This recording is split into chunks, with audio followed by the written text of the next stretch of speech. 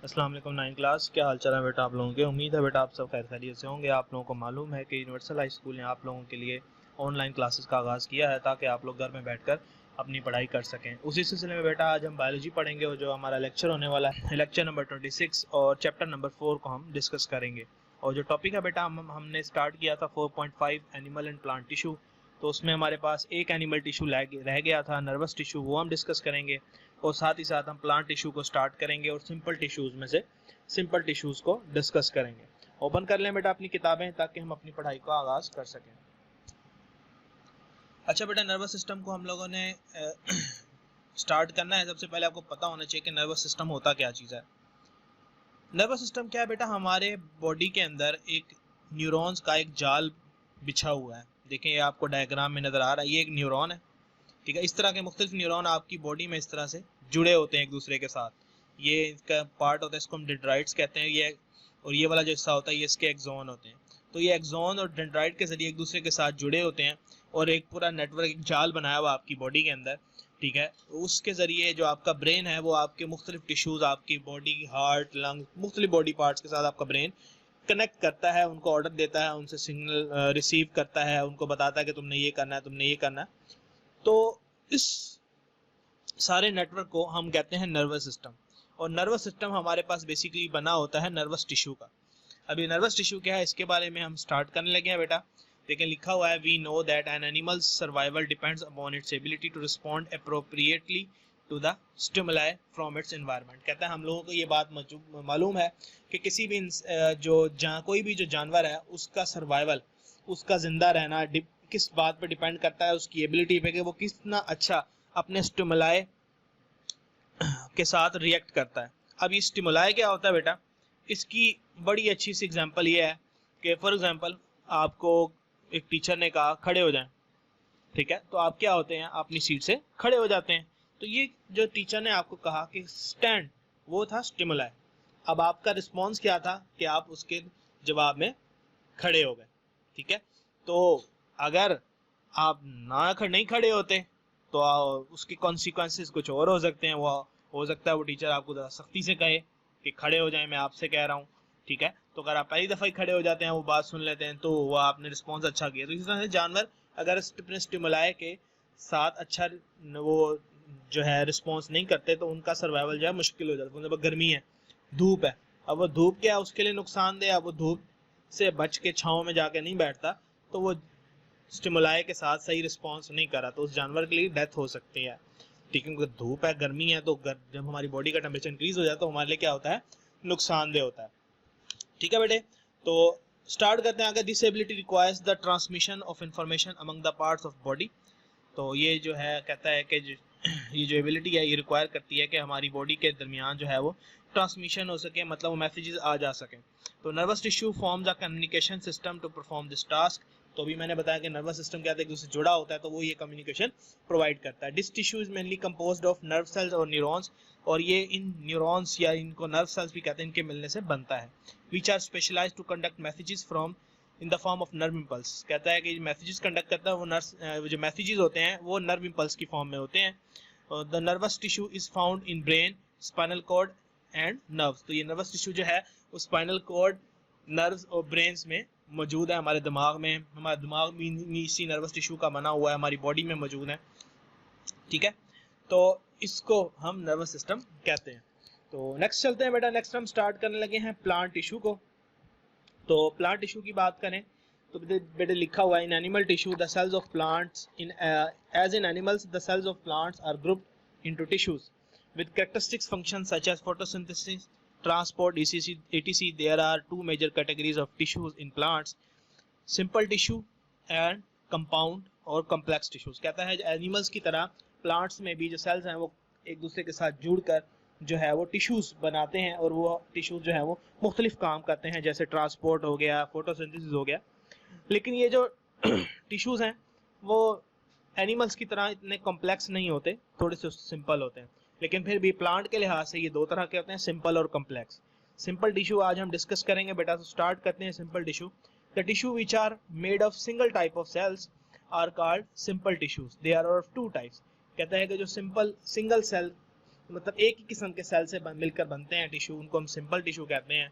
और ये दो तरह के होते हैं, इसमें मेरिस्टेमेटिक टिश्यू आ जाते हैं और परमानेंट टिश्यू। तो आज हम जो डिस्कस करने लगे हैं वो है मेरिस्टेमेटिक टिश्यू। याद रखें बेटा, ये सिंपल टिश्यू लॉन्ग क्वेश्चन आता है उसमें, खासकर मेरिस्टेमेटिक टिश्यू पे लॉन्ग क्वेश्चन आता है, इससे आए तो काफी ज्यादा इंपॉर्टेंट हो सकता है। और ये शॉर्ट क्वेश्चन आता है एपिकल मेरिस्टेम और लेटरल मेरिस्टेम के दरमियान। स्टार्ट करते हैं मेरिस्टेमेटिक टिश्यू को बेटा। तो देखें हमारे पास लिखा हुआ है these tissues are composed of cells which have ability to divide. कहता है कि मेरिस्टेमेटिक टिश्यू ऐसे सेल्स से मिलकर बनता है जो कि क्या हो सकते हैं, डिवाइड हो सकते हैं, मतलब 1 से 2, 2 से 3 और 3 से 4 हो सकते हैं। सेल्स आर थिन वॉल्ड, ये सेल जो है इनकी जो वॉल होती है वो छोटी होती है, सॉरी पतली होती है, बारीक।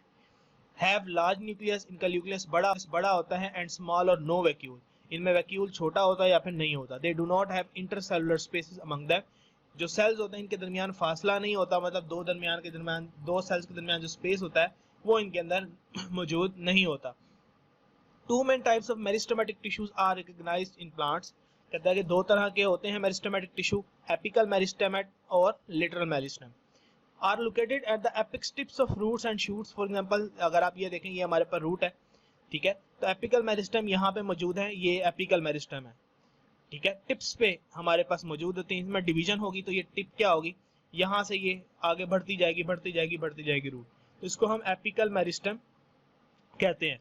When they divide, they cause increase in the length of plant. जब ये डिवाइड होते हैं इसकी वजह से क्या होता है, लेंथ बढ़ती है रूट और शूट की। Such growth is called primary growth, तो इसको हम क्या कहते हैं, प्राइमरी ग्रोथ कहते हैं। तो ये डिफरेंस में आ सकता है कि write down the difference between primary and secondary growth, ठीक है। तो एपिकल मेरिस्टेम की वजह से जो ग्रोथ हो रही है वो प्राइमरी ग्रोथ है, और जो लेटरल मेरिस्टेम की वजह से ग्रोथ हो रही है वो सेकेंडरी ग्रोथ कहलाती है। तो हम स्टार्ट करते हैं, देखें, located on lateral side of roots and shoots, by dividing they are responsible for the increase of growth of plant parts. This growth is called secondary growth.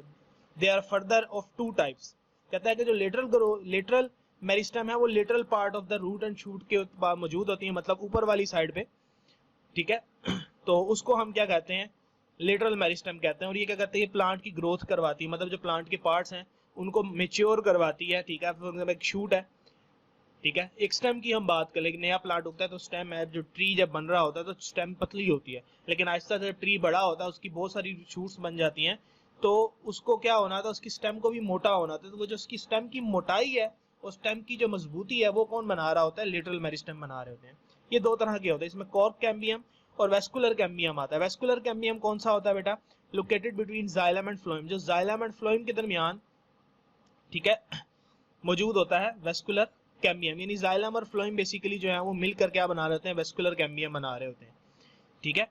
तो उसके बाद है cork cambium in outer lateral side of plants. जो cork cambium है वो outer और lateral side पे मौजूद होती है, ठीक है। अब ये फॉर एग्जांपल ये रूट थी तो इसके बाहर वाली साइड पे जो है वो कॉर्क कैम्बियम आपको नजर आएगी, और इसके अंदर जो मिड सेक्शन है यहाँ पे आपको क्या नजर आएगी, वेस्कुलर कैम्बियम।